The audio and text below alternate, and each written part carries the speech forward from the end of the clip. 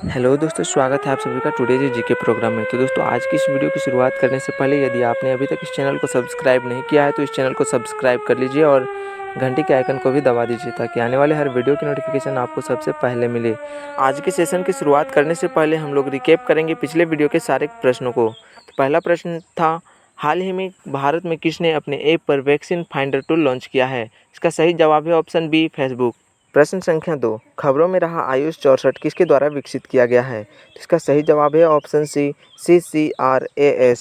प्रश्न संख्या 3, हाल ही में G20 के पर्यटन मंत्रियों की बैठक का आयोजन कहाँ किया गया? इसका सही जवाब है ऑप्शन डी, इटली। प्रश्न संख्या 4, भारत और ब्रिटेन ने कब तक द्विपक्षीय व्यापार दोगुना से अधिक करने का लक्ष्य रखा है? तो इसका सही जवाब है ऑप्शन सी, 2023। प्रश्न संख्या 5, कोरोना वायरस का नया स्ट्रेन N44 के किस राज्य में पहली बार पाया गया है? तो इसका सही जवाब है ऑप्शन ए, आंध्र प्रदेश। प्रश्न संख्या 6, विश्व का पहला आर्टिफिशियल इंटेलिजेंस पावर्ड जहाज कौन है? इसका सही जवाब है ऑप्शन सी, मेफ्लावर 400। प्रश्न संख्या 7, मिशन सेव लाइव्स की शुरुआत कहाँ की गई है? इसका सही जवाब है ऑप्शन बी, मुंबई। प्रश्न संख्या 8, हाल ही में जानी मानी शख्सियत डॉक्टर फिलिपोस मार क्रिसोस्टोम का निधन हो गया, वह डैश थे? तो इसका सही जवाब है ऑप्शन सी, धार्मिक नेता। प्रश्न संख्या 9, हाल ही में किस राज्य या केंद्र शासित प्रदेश ने ऑटो एवं टैक्सी ड्राइवर को 5,000 रुपया वित्तीय सहायता देने की घोषणा की है? इसका सही जवाब है ऑप्शन ए, दिल्ली। प्रश्न संख्या 10, खबरों में रही बारबोरा स्ट्राइकोवा का संबंध किस खेल से है? इसका सही जवाब है ऑप्शन ए, टेनिस। दोस्तों, आज के सेशन का शुरुआत करते हैं अभ्यास प्रश्न से। खबरों में रहा राष्ट्रीय आयुर्वेद विद्यापीठ किस मंत्रालय के अंतर्गत आता है? इसका सही जवाब है ऑप्शन बी, आयुष मंत्रालय। जी हाँ, आप सभी को बता दें दोस्तों कि राष्ट्रीय आयुर्वेद विद्यापीठ आयुष की भूमिका पर वेबिनार श्रृंखला का आयोजन कर रहा है। राष्ट्रीय आयुर्वेद विद्यापीठ आयुष मंत्रालय के अंतर्गत काम करने वाला एक स्वायत्त संगठन है। इस वेबिनार सीरीज की थीम है exploring the facts Ayush 64 in combating कोविड-19। इस श्रृंखला का पहला वेबिनार हाल ही में आयोजित किया गया। इस वेबिनार का मकसद जनता को आयुष 64 के बारे में प्रामाणिक जानकारी देना है। आयुष 64 एक आयुर्वेदिक दवा है। इसे वर्ष 1980 में मलेरिया के उपचार के लिए विकसित किया गया था। अब इस दवा को कोविड-19 के उपचार के लिए भी उपयोगी माना गया है क्योंकि इस दवा में वायरस से लड़ने, शरीर की प्रतिरोधक क्षमता बढ़ाने और बुखार को खत्म करने के गुण पाए गए हैं। तो फ्रेंड्स, आज के सेशन के पहला प्रश्न है, 12 वर्ष एवं इससे अधिक उम्र के बच्चों के लिए फाइजर बायोटेक वैक्सीन की मंजूरी देने वाला पहला देश कौन बन गया है? इसका सही जवाब है ऑप्शन बी, कनाडा। आप सभी को बता दें कि हाल ही में कनाडा ने 12 वर्ष और इससे अधिक उम्र के बच्चों के लिए फाइजर बायोटेक वैक्सीन के प्रयोग की मंजूरी दी है। ऐसा करने वाला यह पहला देश बन गया है। इसके साथ ही कनाडा में बच्चों के लिए मंजूरी पाने वाली फाइजर बायोटेक पहली वैक्सीन बन गई है। प्रश्न संख्या 2, हाल ही में भारत ने डेनमार्क को रागी और झिंगोरा का निर्यात किया, बताइए कि ये क्या है? तो इसका सही जवाब है ऑप्शन बी, बाजरा। आप सभी को बता दें कि भारत ने डेनमार्क को रागी और झिंगोरा का निर्यात करना शुरू कर दिया है। रागी और झिंगोरा जैविक बाजरा है। यह फसल मुख्यतः उत्तराखंड के किसानों द्वारा उगाई जाती है। उत्तराखंड की पहाड़ियों में बाजरा की किस्में भोजन का प्रमुख हिस्सा है।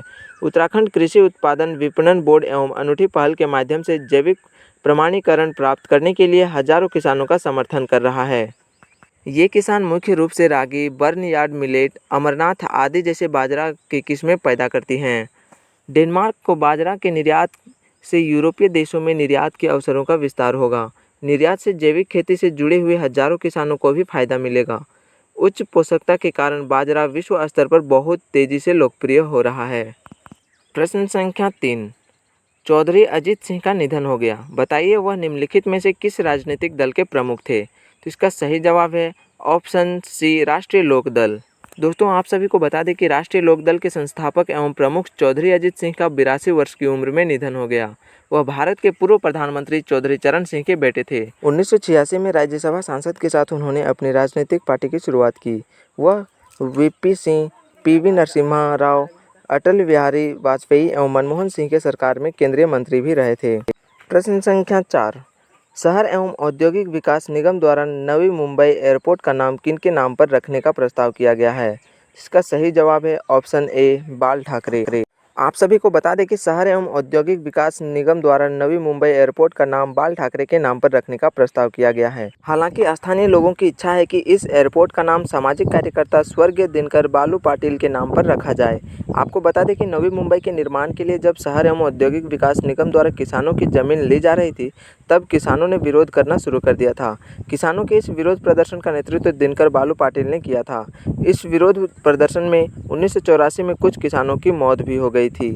प्रश्न संख्या 5, हाल ही में किस राज्य ने बीपीएल श्रेणी के कोविड-19 के गंभीर मरीजों को अधिकतम 7 दिनों तक प्रतिदिन 5,000 रुपये देने की घोषणा की है?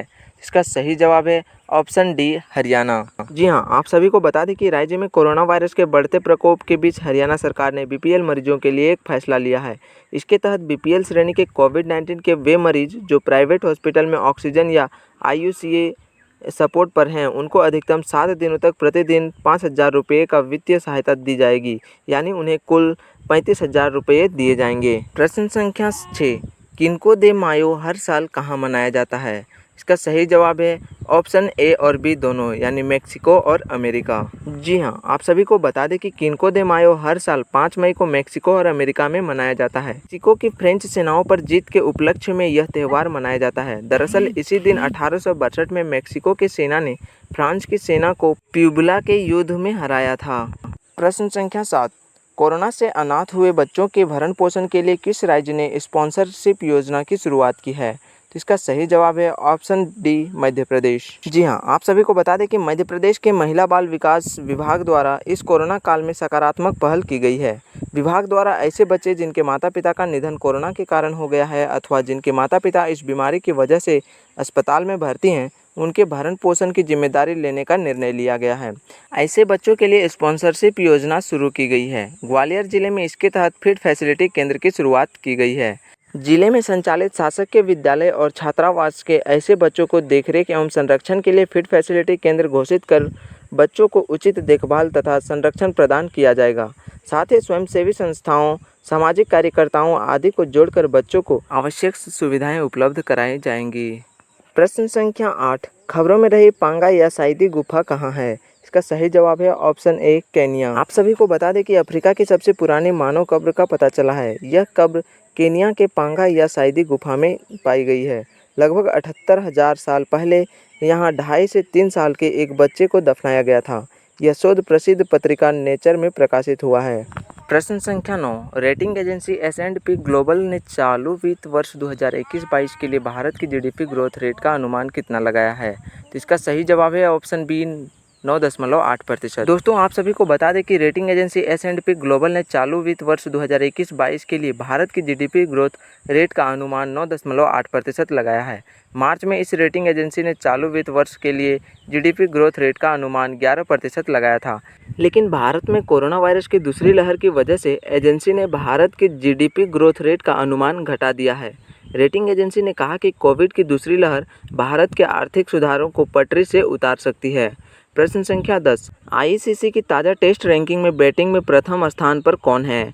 इसका सही जवाब है ऑप्शन ए, केन विलियमसन। दोस्तों, आप सभी को बता दें कि हाल ही में आईसीसी ने टेस्ट रैंकिंग जारी की। इस ताज़ा टेस्ट रैंकिंग के अनुसार बैटिंग में पहले पायदान पर न्यूजीलैंड के कप्तान केन विलियमसन हैं। इसके अलावा टेस्ट में बॉलिंग में टॉप पर पैट कमिंस एवं ऑलराउंडर में जेसन होल्डर हैं। टेस्ट बैटिंग में भारत के कप्तान विराट कोहली 5वें पायदान पर हैं। दोस्तों, अब बारी है आज के अभ्यास प्रश्न की। 2021 की पहली तिमाही के प्राइम ग्लोबल सिटीज़ इंडेक्स में दिल्ली किस स्थान पर है? 10वें, 15वें, 22वें या फिर 32वें? तो उम्मीद है कि इसका जवाब आप कमेंट बॉक्स में अवश्य दीजिएगा। दोस्तों, आज के सेशन को अंत करते हैं और मिलते हैं नए सेशन में नए प्रश्नों के साथ। तब तक के लिए stay motivated and stay focused to your goal. जय हिंद साथियों।